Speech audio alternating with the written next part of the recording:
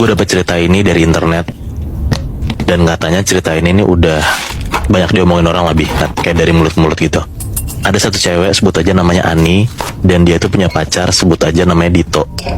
Di satu malam, Ani itu tuh lagi mau tidur karena pas banget juga lagi hujan deras tuh malam itu.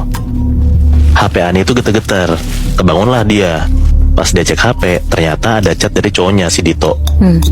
Dito tuh ngirim chat berkali-kali dan pertanyaannya cuman gimana keadaan kamu, gitu doang, tapi chatnya banyak. Nah karena Ani ngerasa aneh dan sebel juga karena kan dia ngantuk, terus dichatin mulu kan, akhirnya si Ani nelpon Dito. Ditelepon sekali, dua kali nggak diangkat-angkat, sampai akhirnya setelah ditelepon kesekian kali barulah diangkat sama Dito. Pas teleponnya diangkat sama Dito, Ani tuh ngeliat jam, ternyata itu tuh jam 00.13, jam 12 malam lewat 13 menit. Di telepon itu Ani tuh marah-marah tuh ke Dito. Intinya Ani kayak ngomong, kamu ngapain sih ngechat tengah malam kayak gitu, kamu iseng ya, kan aku udah bilang aku tidur. Pokoknya macem-macem lah, ngoceh nih si Ani.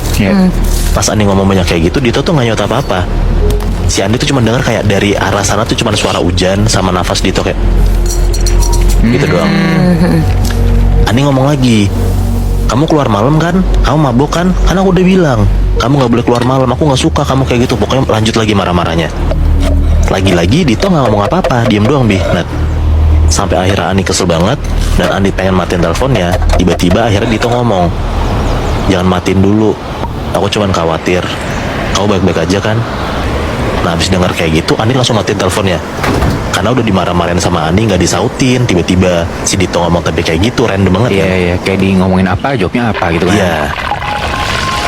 Habis di telepon itu Ani mau tidur tapi ternyata gak bisa juga. Sampai akhirnya dia ngeliat jam, ternyata itu tuh jam 2.34. Ya kira-kira tuh 2:30 pagi lah, 2:30 lewat. Dia mau ambil minum tuh karena aus. Dia keluar kamar, pas dia lagi jalan, udah di ruang tengah ya, tiba-tiba dia tuh denger kayak ada suara kotokan pintu dari depan rumahnya.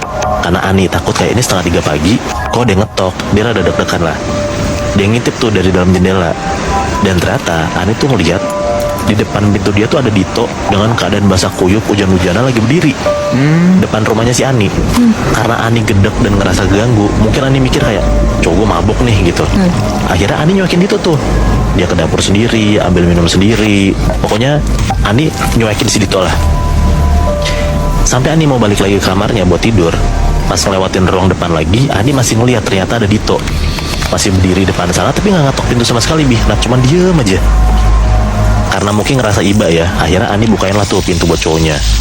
Ani ngomong, kamu ngapain sih pagi-pagi kesini hujan-hujan? Kamu nggak tahu ini jam berapa? Nah Dito jawab 02.34. Nah di situ Ani diem dan mikir kayak, lah 02.34 kan waktu gua terakhir ngeliat jam sebelum gua ngambil minum. Ya berarti di detik ini harusnya bukan 02.34 dong. Iya benar-benar. Ya nggak? Terus Yodani tuh ngomong, oh iya mungkin sekarang udah lewat dari jam itu. Kamu masuk dulu yuk, kita ganti baju biar kamu gak sakit. Mereka masuk, Ani tuh nyuruh Dito buat duduk di sofa yang ada di ruang tamu. Terus Ani bolak-balik tuh buat ngambilin anduk. Dikasih lah anduknya dan Dito bilang makasih.